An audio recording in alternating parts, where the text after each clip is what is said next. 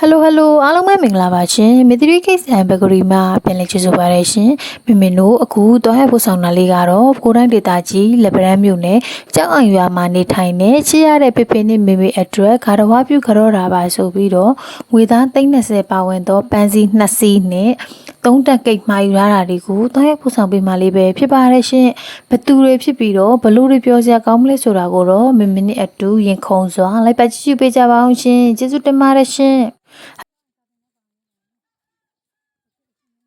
ရွေးချယ်စရာတွေများကြီးတဲ့ကမှာမင်တို့မီသီရိကိစ္စံဘဲဂရီကိုရွေးချယ်မှာယူပေးမှုအတွက်ကျေးဇူးအထူးတင်ပါတယ်ရှင်။